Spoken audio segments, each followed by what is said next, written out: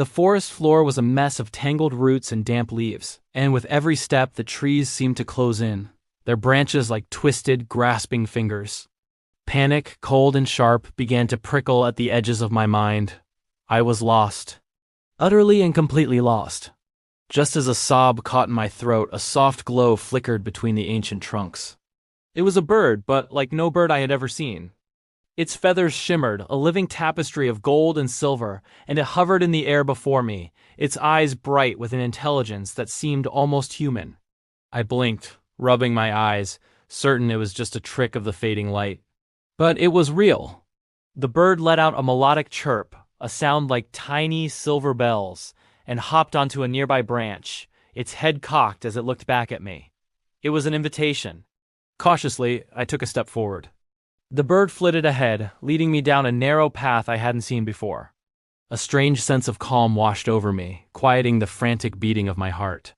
For the first time in what felt like an eternity, I felt a flicker of hope. The forest, however, wasn't ready to let me go so easily. It was a living, breathing obstacle course. Gnarled vines snaked across the path, trying to trip me, and massive, moss-covered logs blocked my way, forcing me to climb. Small, babbling streams appeared out of nowhere, their waters dark and cold, and the only way across was a careful, balancing leap from one slippery stone to another. But I wasn't alone. Each time I faltered, my little guide was there. It would perch on a branch just ahead, as if showing me the safest route, or fly low beside me, chirping what sounded like encouragement. I found myself whispering to it, my voice hoarse. "Thank you, little bird. I don't know how I do this without you." Hours bled into one another. The sun began its slow descent, painting the sky in fiery shades of orange and pink. As the light faded, the shadows grew longer, stretching into menacing shapes. The forest soundtrack changed.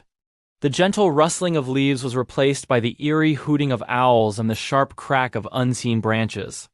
Sometimes I could have sworn I heard whispers on the wind, though I knew no one else was there. As we journeyed deeper, I started talking to the bird, needing to fill the oppressive silence. "Are you real? Or am I just imagining you out of desperation?" I asked, my voice barely a whisper. The bird tilted its tiny head, its bright eyes fixed on me, and let out a soft, trilling song in response. A nervous laugh escaped me. "I think you're real. You have to be. You're saving me, aren't you?" To my astonishment, the bird fluttered in a tight circle around my head, a movement so deliberate it felt like a nod. A powerful connection began to form between us, a silent promise that I wasn't alone in this vast, terrifying wilderness. It was a strange and beautiful realization that courage and kindness can appear in the most unexpected forms, even in a tiny, glowing bird. My fear hadn't vanished, but now it was joined by a fragile, growing trust. Night fell completely, and the forest transformed into a world of absolute black. The air grew sharp and cold, raising goosebumps on my arms. My heart pounded against my ribs, a frantic drumbeat in the dark. Every twisted shadow looked like a lurking monster, and every sound, the snap of a twig, the rustle of leaves, felt like an imminent threat. But I had my own personal lantern. The magical bird glowed with a soft, steady light, illuminating the path just enough for me to see. Its gentle radiance pushed back the suffocating darkness. At one point, our path was completely blocked by a giant fallen tree, and beyond it lay a deep, narrow ravine. Despair clawed at me again. This was it. There was no way across. But my guide hovered above the chasm, then dove toward a spot I hadn't seen, a hidden, natural bridge woven from thick vines and sturdy branches. Taking a deep breath to steady my trembling hands, I placed one foot on the bridge, then another, and slowly, carefully I crossed. The forest felt endless, a dark labyrinth with no exit. Yet every time my spirit wavered and I felt the urge to just sit down and give up, the bird would reappear, chirping softly, guiding me onward with its gentle light. I had begun to trust it completely, placing my fate in its tiny, shimmering wings. Eventually, the bird led me away from the path, toward a dense curtain of ivy clinging to a rock face. It fluttered through an opening, and I pushed the leaves aside to reveal a small cave.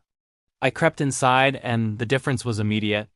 The air was warm and dry, a welcome relief from the damp night. The bird's light grew brighter, and I saw that the cave walls were embedded with glittering crystals. They caught and reflected its glow, filling the small space with a magical, sparkling light, like 1,000 tiny stars. I sank to the floor, my legs shaking with exhaustion, and the bird perched on a smooth rock nearby. I looked at it, my heart full. "I feel safe with you," I whispered. It replied with a soft, comforting chirp. Huddled in that secret, glowing sanctuary, I realized this journey had been more than just a struggle for survival. The forest had tested me, but the bird had taught me. It taught me patience when I wanted to rush, courage when I wanted to crumble, and trust when I was all alone. I felt a profound sense of gratitude, not just for being saved, but for the lesson this magical creature had brought into my life. The first rays of morning light filtered into the cave, and the bird chirped, signaling it was time to go. A renewed strength flowed through me as we stepped back into the forest. It was a different world now. The birds were singing their morning songs, and golden beams of sunlight sliced through the canopy, dancing on the forest floor. And then I saw it. Through a break in the trees, the village was visible again, its tiny lights sparkling like fallen stars. Tears of relief and joy streamed down my face. I had made it. We were almost at the edge of the forest, the familiar sounds of home growing louder. I turned to my little savior to pour out all the thanks in my heart, but it was already lifting into the air, its wings glowing with a final, brilliant flash of gold and silver.